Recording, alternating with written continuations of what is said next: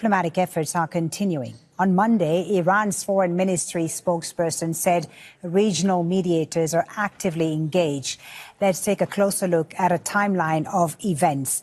On June 15th, U.S. and Iranian negotiators agreed an interim deal to reopen the Strait of Hormuz and end hostilities.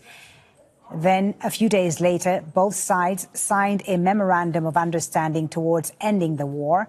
Brokered by Pakistan with the help of regional powers, it included a 60-day ceasefire that would pave the way for further talks. But it collapsed after Iran was accused of attacking commercial vessels passing through the Strait of Hormuz. The latest round of escalations began on July 8th. And by July 18th, Iran had said it was suspending its commitments under last month's MOU, accusing the U.S. of violating the ceasefire. Joining us now to discuss this and the latest diplomatic efforts is Martin Griffiths, who's the Director of Mediation Group International and a former United Nations humanitarian chief. He's live from Geneva. Mr. Griffiths, thank you so much for your time on Al Jazeera. After 11 consecutive nights of U.S. strikes inside Iran and President Trump's explicit threat to bomb bridges or plants in Iran, do we still have a window for diplomacy, or have recent events made that far more difficult? Well, I think recent events have, in a sense, made it more difficult, because I was actually talking to you and your channel during the Bergenstock meetings, which didn't work and then did work and then haven't worked. And I think that has very damaging effect on the potential for diplomacy. However, and this is, of course, passion to me, there's no better way to resolve a war than through diplomacy. It's got to be win-win. It can't be win-lose, despite the comments that we hear every day. And that means diplomacy and mediation. You've mediated across continents, Mr. Griffith. In your experience, what psychological thresholds must be crossed before an adversary like Iran will sit down seriously to talk? They need to think they have no other option. And in that sense, they need to think, in the phrases that we're hearing these days, they need to think they have lost. And it's perfectly clear, as you know better than me, that they don't think that.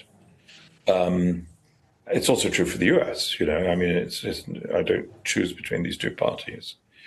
But they need to think, and there's a phrase, by the way, in the mediation community, which may be relevant here, a mutually hurting stalemate. So you have a stalemate which hurts both and stops both thinking that a pursuit of war is going to change their position. I think we've got to that point in the war now between the US and Iran. And I think that is one of the few positive things that I can think of at the moment that's happening in that war. Pakistan and Qatar, as you know, have proposed a 10-day ceasefire to create space for renewed diplomacy. Who do you see today as the real interlocutors here in these back channels that are clearly happening? Who's out of the running in terms of viable mediators right now? Well, I suppose Oman is, for whom I have the greatest respect, had a lot to do with them in the past. But not because of any lack of talent, not at all, but because they have a position naturally enough in terms of geography in the Straits of Hormuz issue. Oman was doing a wonderful job before the war started, then were cast out, and I think they probably aren't the significant mediation force that they were. I think Pakistan, which is a great new arrival, by the way, on the mediation scene, because we haven't seen them do this stuff before, but they passed messages firmly between the parties, and they were ever vigilant and they're ever energetic. But it's not enough. Because what you need in the mediator, or mediators, I think in this case, as I would explain, you need a knowledge of the principles, which is essentially neutrality and meeting all people and looking for win-win and not imposing a solution. Those are the familiar attributes of a mediator. But also the other one is leverage. And so which country do you see having those attributes right now? Which country or actor has those attributes in your view? Well, I think Qatar still does. I'm a big fan of Sheikh Mohammed. He brought Bergenstock together. I think he does, but I would ask everybody to consider the Kingdom of Saudi Arabia.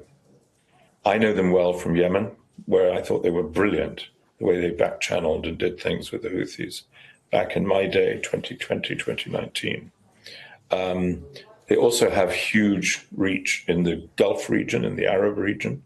They have just signed a deal with President Trump on the nuclear issue.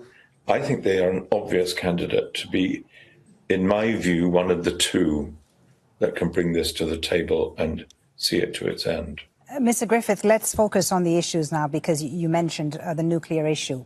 The past talks, the US-Iran talks, have collapsed over enrichment limits and the access to the Strait of Hormuz.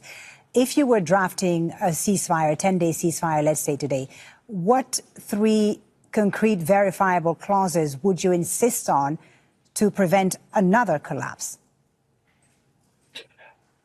I put the straits and the ship movements in the straits right at the top, because I think it's the visual evidence of ships being shot, downed, not allowed to move, which is the tangible destroyer of confidence in what's going on in the talks.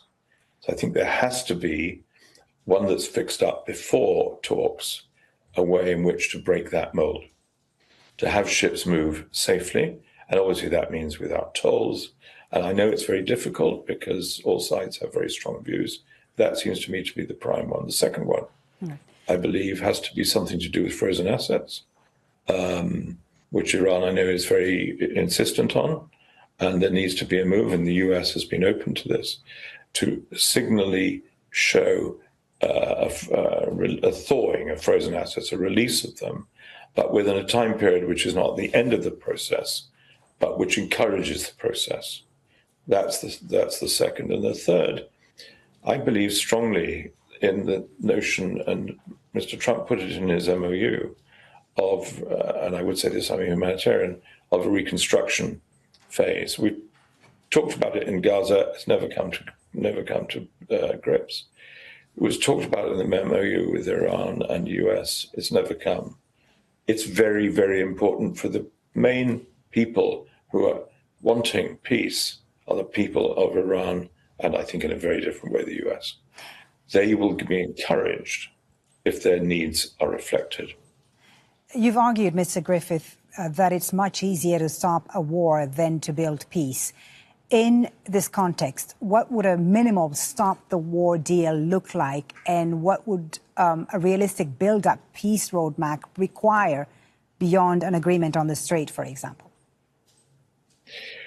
Look, I think the problem has been in the processes so far, not just in the case of Iran and the US, but elsewhere, has been to say we'll have a 10-day ceasefire and then we got 10 days notice before we need to do something else. So it's always about conditionality. It's always about a deadline. That doesn't make good agreements, basically. And a ceasefire for 10 days, how is it to be monitored? Who's going to do the dispute resolution? It's not easy. I know. I've done it a lot elsewhere, but often not succeeding. So I think what we need to do, to directly answer your question, madam, is to move towards understanding the process of consultation, senior consultation, empowered consultation, to see what the end state would look like and what the process would look like. I mediated the Black Sea Grain Initiative, as you may know, for the UN. And the issue there was process. We didn't declare a ceasefire at the beginning. We had it at the end. But the issue there was process. And process is about building trust, difficult as that may sound these days, building trust, building the win-win aspect, which was clearly the case in the Black Sea and should be the case here, especially with the Gulf region, stop being bombed by Iran and so forth, but also a vision as to how the region is going to work together. I think that perhaps I'm a bit liberal in this, is that those things are more important to create the foundation for proper talks than, for example, swift deal on nuclear, which is very difficult, Right. or on a ceasefire, and so forth. We need to look at the people version of what's going to happen. Briefly, if I may,